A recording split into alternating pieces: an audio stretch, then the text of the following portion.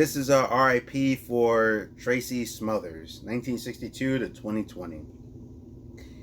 If you don't know who Tracy Smothers is, I remember him from ECW, the things I watched. When I got more into independence later, I started to see him around there.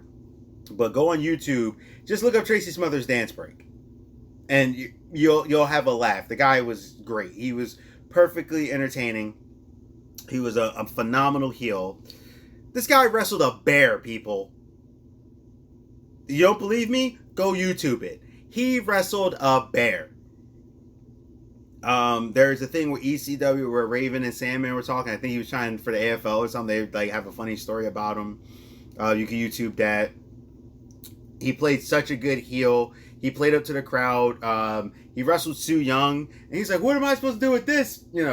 Female dog and stuff. It was great because he always talked so much trash, and he was entertaining. But every time I hear anyone ever talk about him, they only talk about how awesome he was and how he was just great. And this guy, he could just boom, gift a gab. He was entertaining. And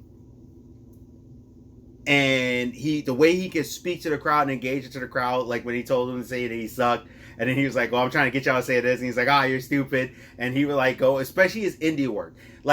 His ECW work was great. Watch him and Taz. That, to me, I love that match where he was all over Taz. But he was good. He was really good in WCW. He was good in WWE.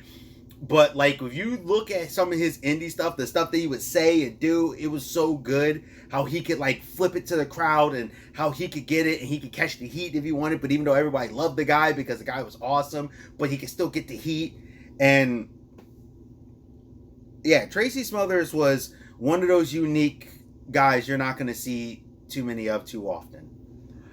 He was a package. He was a laugh riot. He knew how to get the crowd stirred up, but he also knew how to get the crowd hyped up in all the right ways possible. And there's not much more you can ask from that. It's so interesting and fun how this guy could get the crowd going, could get them laughing. He would curse them out and stuff like that.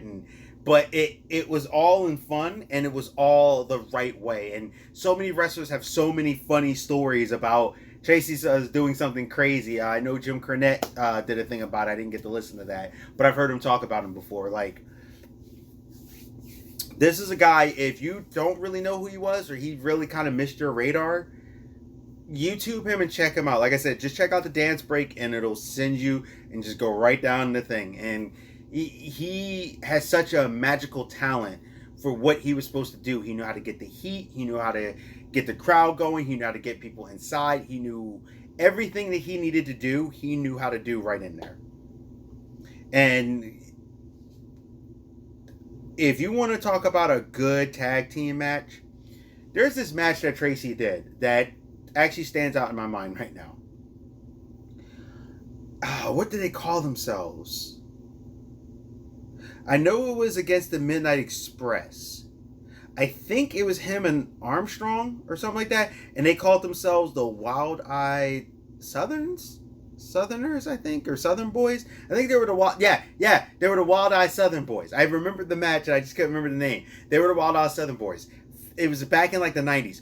Phenomenal match.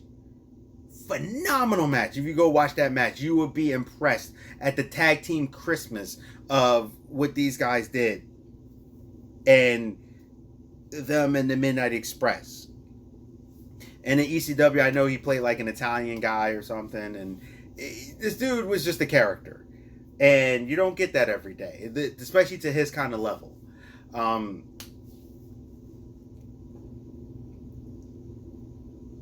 And really, honestly, he's just gone too soon. And he was gone because of the Big C. And he was diagnosed with lymphoma last year, and he was gone this year. And I know a lot of people said they were going to help him with his bills. Everyone expected him to just get through it because he was such a tough guy. But sometimes the Big C just gets you, and it sucks. And it's crap, and cancer just sucks. So, check him out. You won't be disappointed. The guy is hilarious. You can even see his interviews where he talks about like the JBL ECW incident or anything like that. Like the guy is just a treasure. So I think I'm gonna end this one with spell out thug.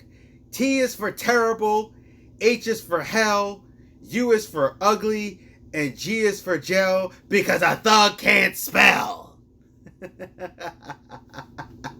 That's actually something he did. You could probably, I think you could isolate YouTube, but that is actually something I always loved that he said, because I was like, oh, that's a really good line. So yeah, Geek Protagonist, you stay safe, you stay healthy, you stay real, and man, thanks for the memories. Hey, thank you for visiting my channel. This is the Geek Protagonist. Please like, comment, subscribe, and share. Please, it'll really help me out in the channel if you actually share these videos. If you like what I'm doing, please hit that bell notification. Hit it, click. This way you won't miss any of my videos. Also, there's a thing on there that says personal and all. Hit the all. This way you'll get them every time for the notifications. I'm trying to, grow, trying to do commentary about what's going on. And I want to thank you again. Stay safe, stay healthy, stay real. This is the Geek Protagonist. I'm out, and I'll see ya.